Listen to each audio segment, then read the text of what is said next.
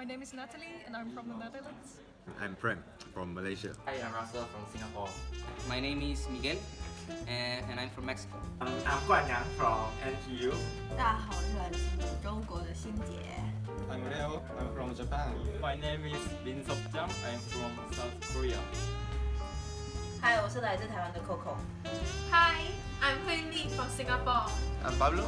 I come from Spain. Hi, I'm Florence from Singapore. Hi, I'm Yulin from Singapore. Hello， 大家，我名字叫康杰，我来自新加坡。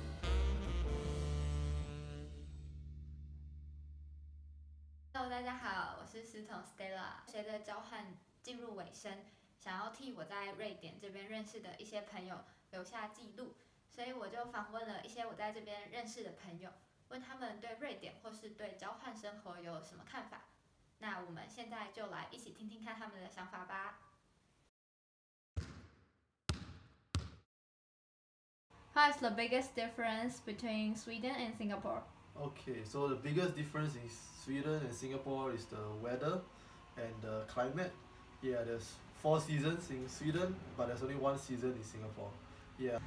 台湾的阳光很多，瑞典的冬天太 clouded。天气很不同啊。就是天气吧，因为这里真的很冷，就冷到可以0度，冷到会下雪，有时候会 negative。Probably, I guess, the weather.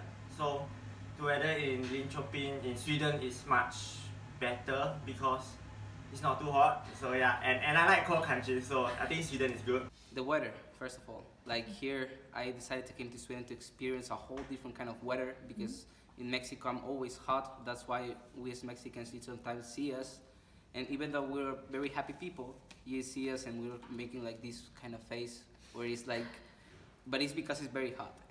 The weather and the people, because I feel that the people in Sweden and in Europe in general, they are more relaxed and friendlier. I guess they are very helpful also. Whenever we have to carry our big luggage up the stairs, there are always people who are willing to help us. So I'm very grateful of the people over here. They are so helpful. Yeah. Is the lifestyle, because the lifestyle in Sweden is relatively slower paced than in Singapore.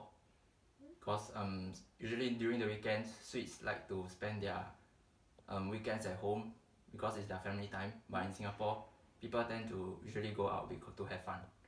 I find this like the big cities are very small compared to the big ones in Spain, and also the nature. Here is always forest everywhere. The price is much higher in Sweden. For example, the meat or fish, meat, vegetable, everything is very high. Yeah. We must go Systembolaget to buy strong alcohol, but in Korea we can buy strong alcohol in supermarket. So, although I like alcohol a lot, because going Systembolaget is annoying, I could decrease the amount of I drink alcohol in Sweden, which is nice. I would say the way they communicate, like Dutch people, they are extremely direct. I've noticed several times in Sweden that they kind of don't want to hurt everyone, so they talk around the real thing they really want to talk about. Like, just say what you mean. Just say yes or no, not maybe this, maybe that, just straight to the point. Another main difference that I discovered by coming in Sweden was actually how everything is so different in terms of infrastructure. For example, just by entering to the Ritz corridor, I could see a world of difference in everything. Everything is so well organized, everything is so well distributed, and for example, even when it comes to recycling, in Mexico there's no such thing. We just throw everything away and do nothing about it. And here in Sweden, they separate glass, metal, paper, carton, everything is separated by different things. And I really like it. And when I'm going back to Mexico, I'm taking all these things that I learned here in Sweden and apply them.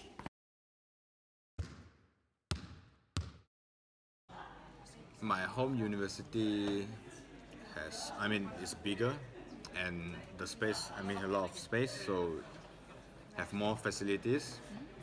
And for here, the university here, I think is not that big, but they have all the basic facilities, which is good. In Singapore, the education system is much more like competitive. In Korea or in university, I stayed in dormitory. At there, I always ate my meals in student restaurant, student cafeteria, but here I always cooked by myself, so it's different. I think maybe in Sweden the students are more vocal, like when we are studying in the university, then the students are more active in class during discussion, but in Singapore the students are less vocal. Yeah, they are quieter. Yeah. I find the new university like incredible. They have a lot of laboratories as we are here, and you can like always work on your own. You can have your card to go in every laboratory to work whenever you want, and they always encourage you to work on your own. It's very nice.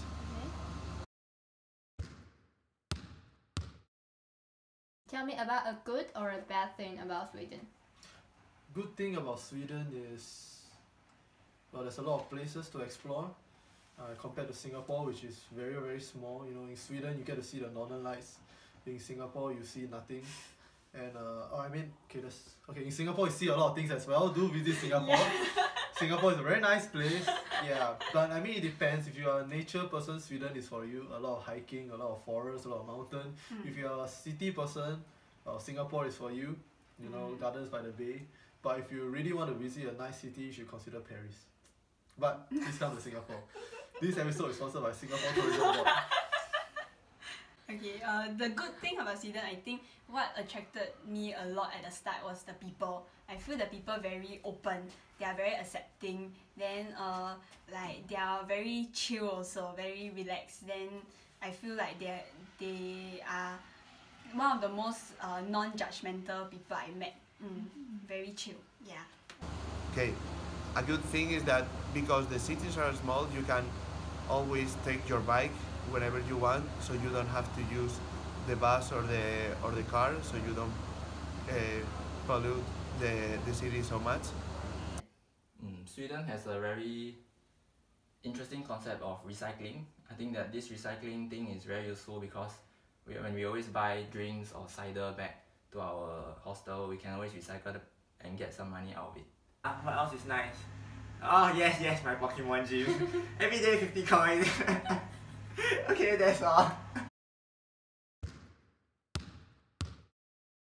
Maybe one bad thing about Sweden is like you have to go to the Systembolaget if you want to have like real beers, and you always have to plan when you are going to drink the beers so you can buy them before, and that's something that I didn't really like.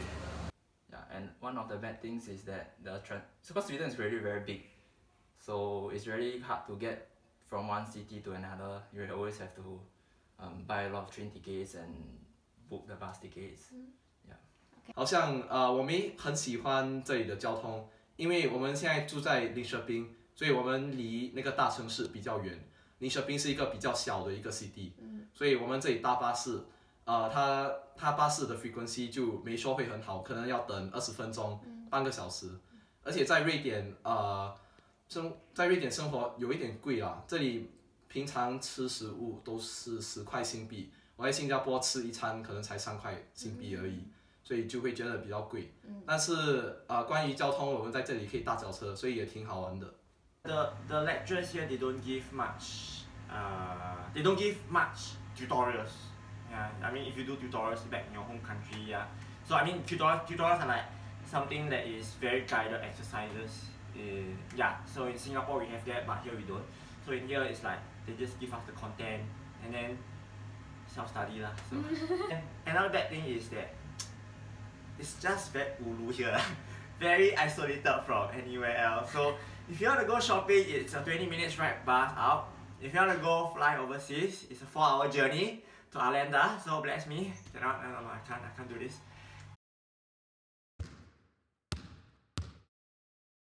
What do you think is strange in Sweden? Strange. The way they cycle here. Why? In the Netherlands, it's very common to use the bicycle to go everywhere, but it's very clear where you're allowed to cycle, and it's also very flat, very easy to navigate.